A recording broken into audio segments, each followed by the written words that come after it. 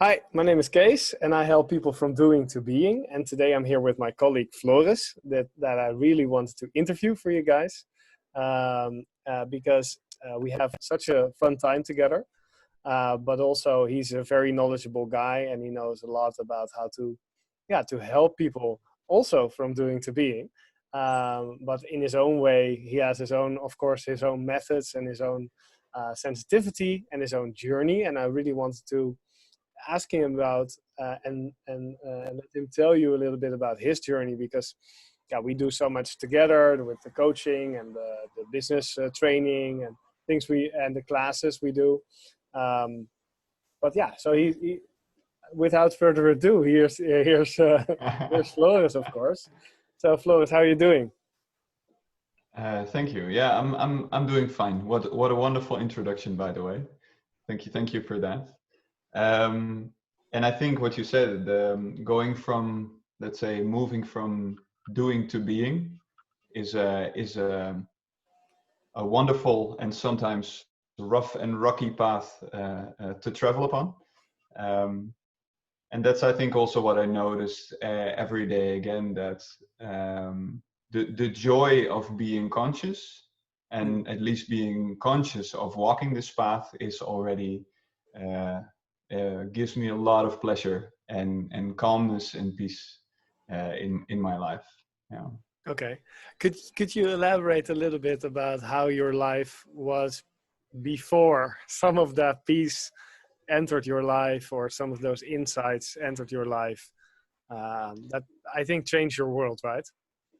Yeah. So if I would have to, let's say, visualize it, it would be like this. So this would suggest a narrow look on life, or a narrow focus on life.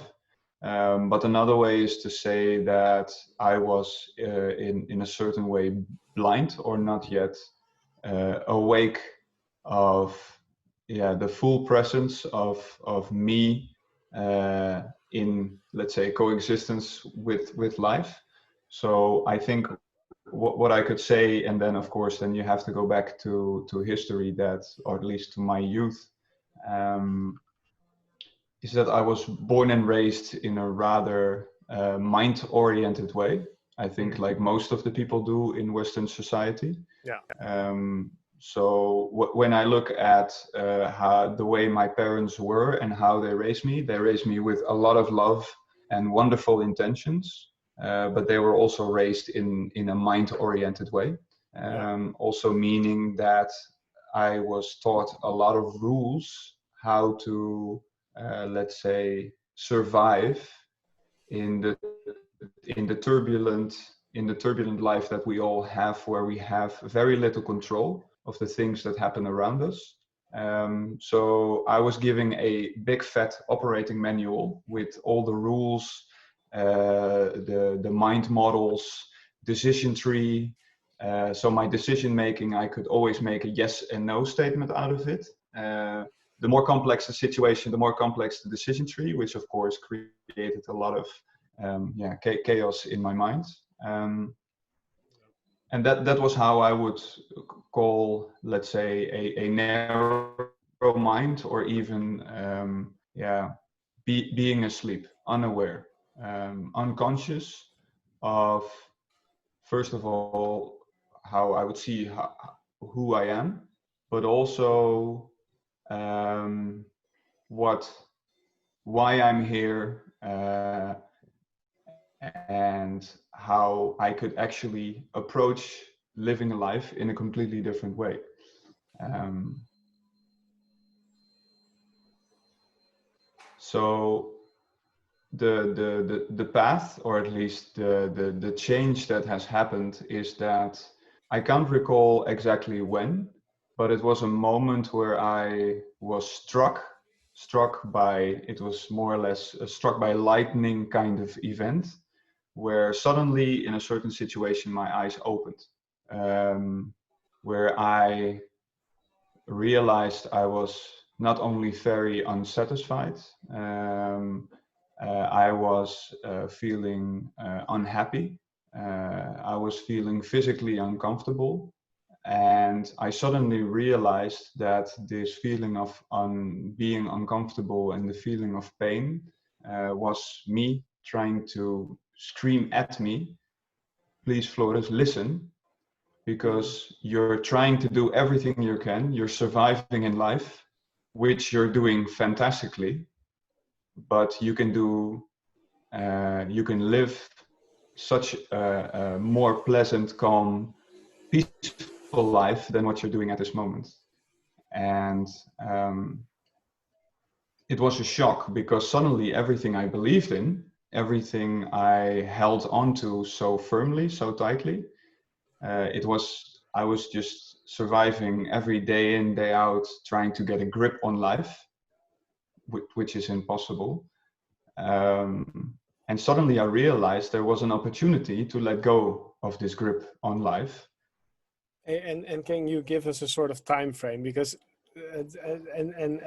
tell us a little bit about maybe just your life's past from an, let's say, an objective perspective of, down to earth, like, okay, I did this and I did that, so we understand what brought you to that insight, because you have an amazing insight which you just shared with everybody.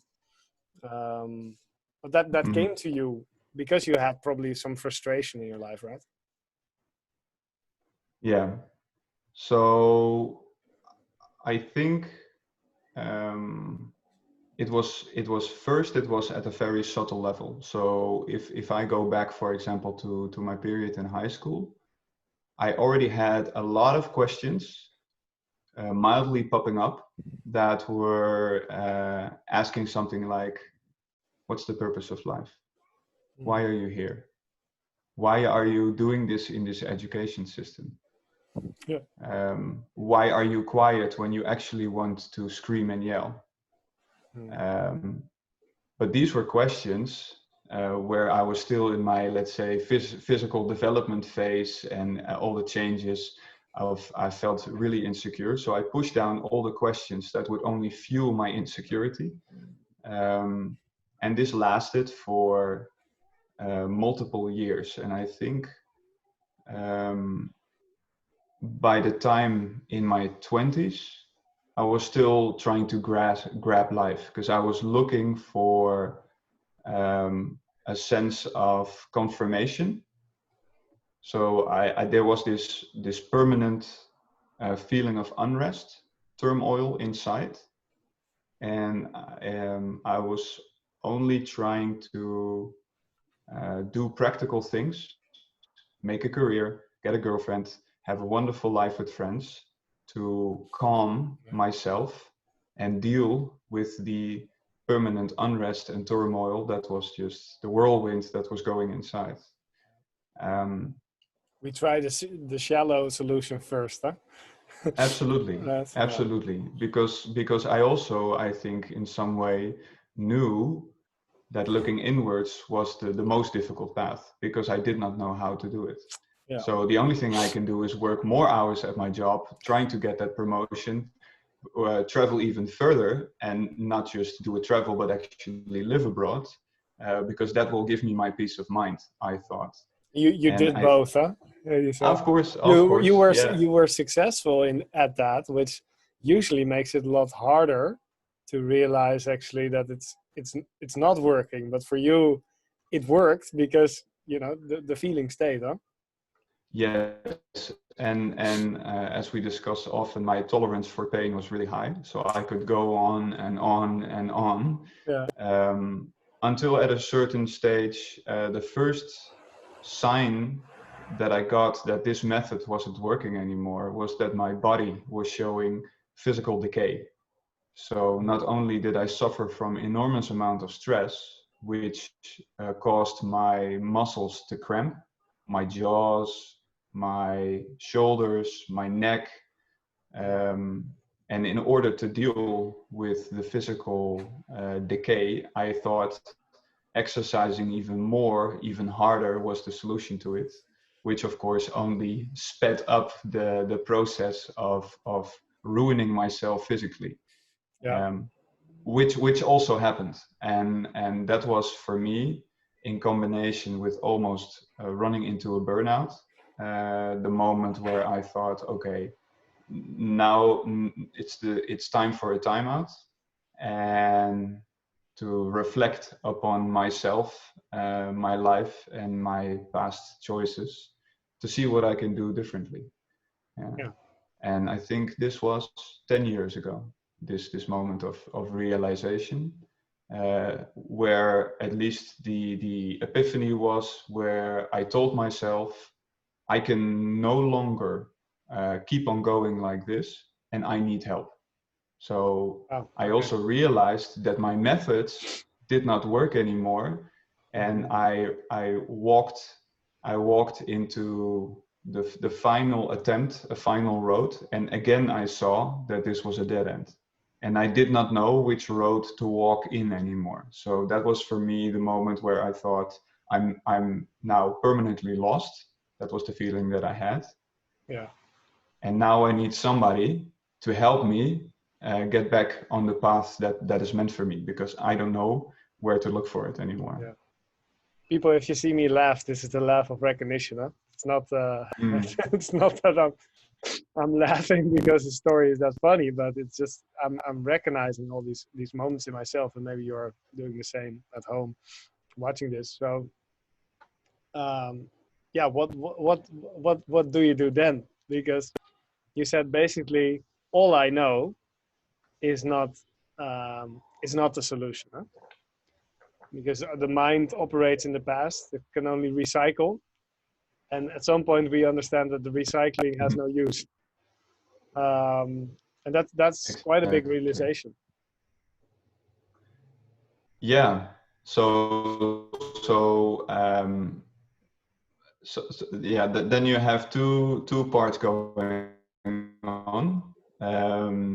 The part where I, on a deeper level, know for sure that this is the truth, and that there's a different path meant for me.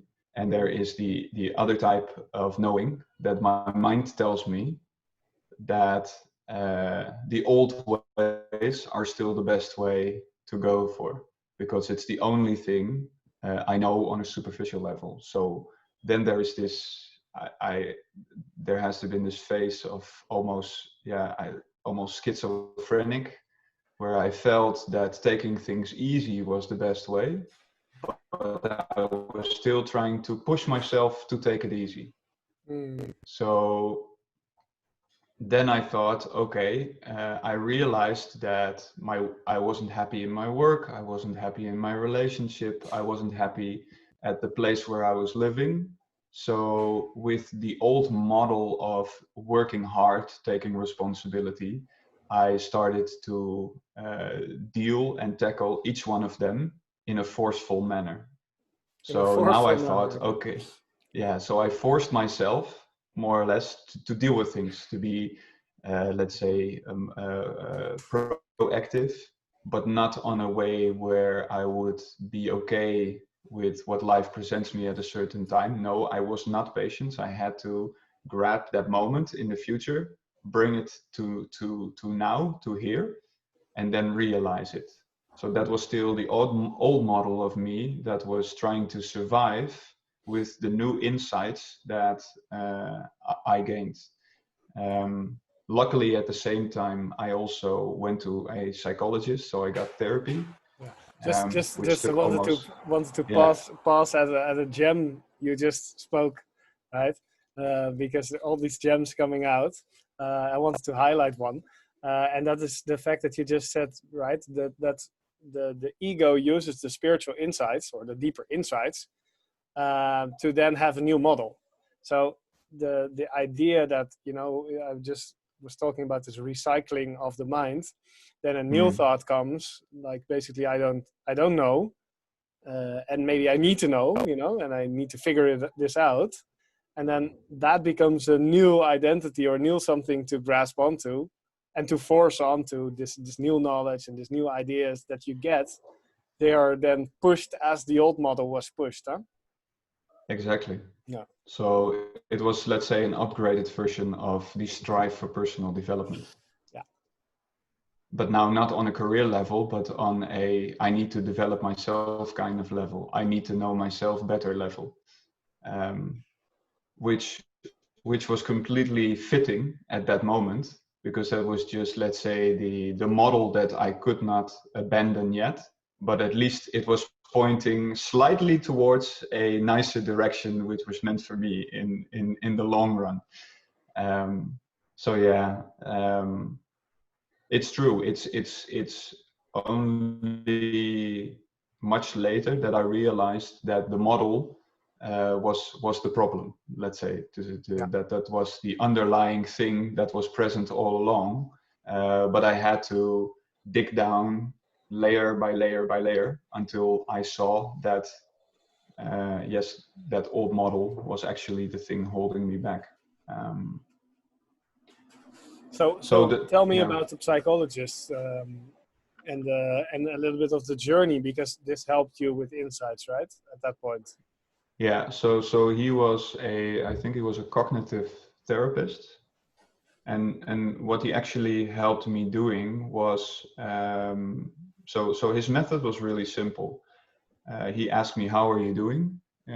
Were there situations in life that happened in the last week or last 2 weeks that you would like to discuss with me? So he picked a situation, and I always picked a situation where I felt uncomfortable, because that was always a proper situation to discuss, because there was an opportunity for me to get new insights, or develop myself, or make a change in any way possible. So then he asked me, I think, 4 questions. Um, what did you think of that situation? What happened? What did you feel? How did you act? And knowing what you know now, would you have acted differently in that situation? So what he tried to do is make me conscious about my mind process, let's say, but also make me conscious about that there is also a feeling component to dealing with situations. And my approach, my method, my model was to always use the brain and think first before you act, and not be in touch with what actually happened with me on a more feeling, emotional, or maybe sensitive type of layer or level, which was by then still difficult for me to do. But at least I got more insights in how I was approaching life.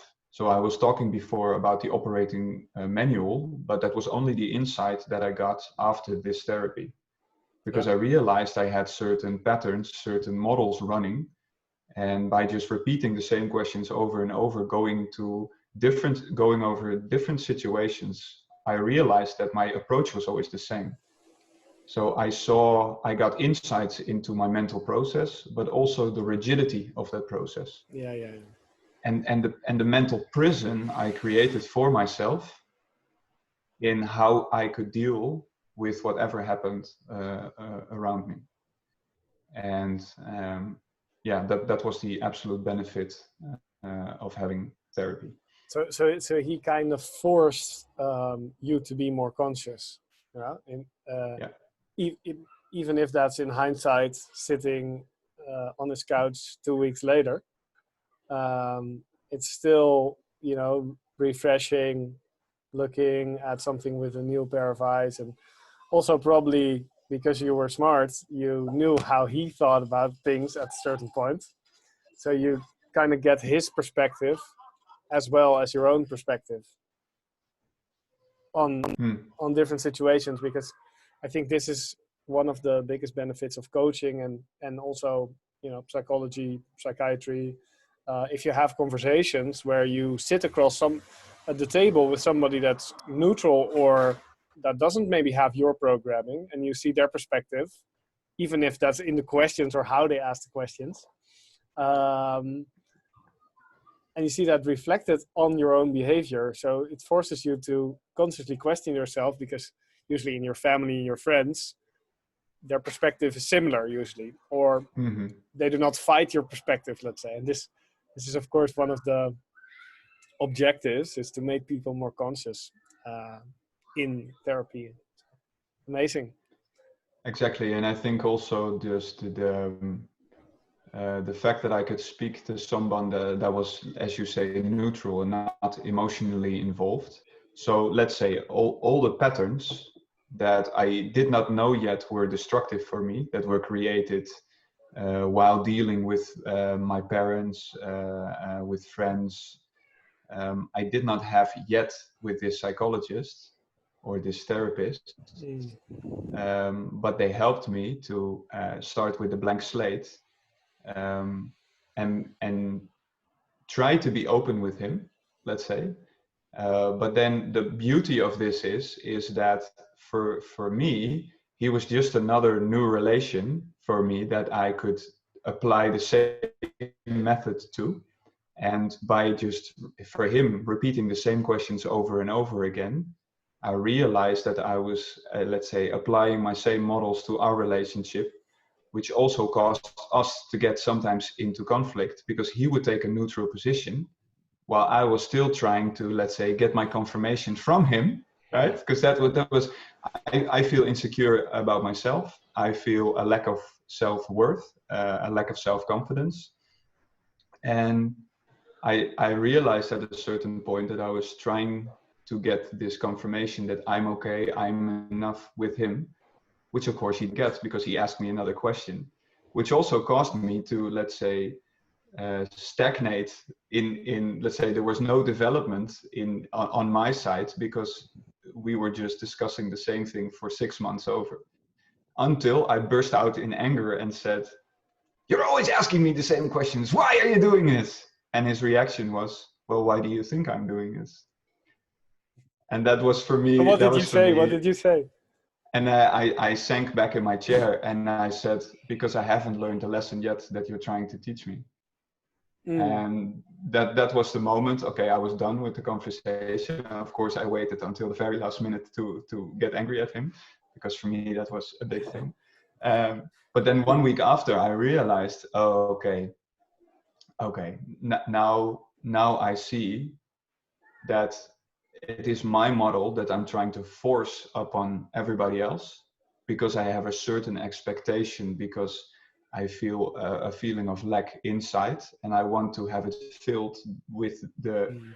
let's say, cooperation and the expectation of somebody else, which we could discuss the week after. And that was actually the pivotal moment where let's say, I was finally open to to to receive also the knowledge that he has for me, also by asking questions. But still, that was, let's say, the beginning of the end of the therapy.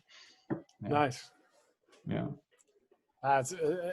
It's interesting as well because we did a lot of coaching together as well, and I personally we do and we do coaching separate as well, and um, it's very interesting from a therapist or a coach perspective, because sometimes it's very good to confirm somebody, and Mm-hmm. sometimes it can be destructive.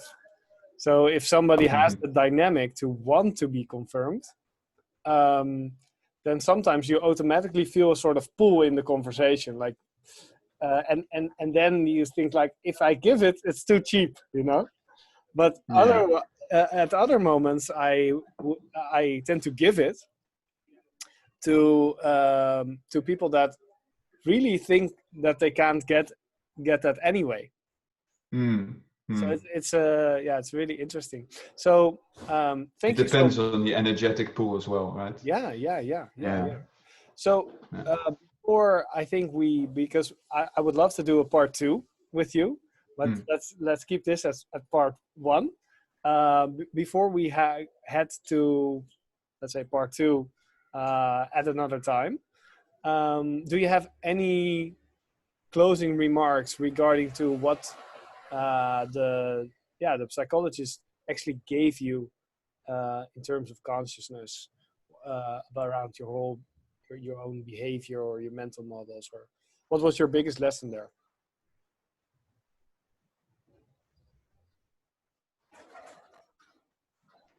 Um, I think what he did, and that's why I also repeated those 4 questions, they were so powerful for me that I could apply them at any moment in life, in any situation. Could you Because repeat the those 4 questions for questions everybody? actually, Sorry. yeah. So it happens that you get into a certain situation, and a situation can be a broad definition, can be the relationship maybe with a father or mother, or could be that you're walking in a store and for some reason you feel uncomfortable standing to a certain person because he or she does or says something. Could be anything. Could be very specific. Could be more broad. And so what I learned from him that you can apply every day in life is isolate that situation. So remove all the noise and the clutter. Take out why this is something that sticks with you, because most of the time it sticks with you also after 2 weeks. It could be the discussion you had with the manager where you wanted to have a raise, but in the end you did not do it for a certain reason, or you did not get it, and you say 2 weeks after, oh, actually I wanted to say this and this and this to him. And that could be a good moment to isolate that conversation again and go back and see, okay, so what happened? That's just a description of the situation. That's not so much one of the 4 questions. But then, okay, so what do I think of what happened? What did I actually feel during the whole situation? Could be, of course, a mixture of feelings where everything is just combined, or a cocktail. Then to reflect upon, okay, so how did I act when something what was my reaction to what was presented to me? And then 4th, if I would look upon that situation now, how would I have acted? So that would be the question, okay, what would I have done differently if I would be back in that situation? And those were the 4 questions that gave me so much insight, and we can do it all the time, anytime. I think I saw you journaling on that as well when we met, that you journaled a lot about those type of things, right? It's also a recommendation, I think, from you to other people, which really helps you, right? Exactly. So the power of journaling for me. So because I had so many mental models in my mind, walking or running automatically, it also meant that I was going through them unconsciously. And by journaling, I had to actually, let's say, transform those flows, those mental models in my mind. I had to transform them into words, which actually, for the first time, made me write down things which were very confronting. I feel scared. I feel uncomfortable. I'm not happy. I do not know how to deal with this. I get angry, but I don't know what to do with this feeling. Because these were things that were just unconsciously pushed aside because I was never taught how to deal with them.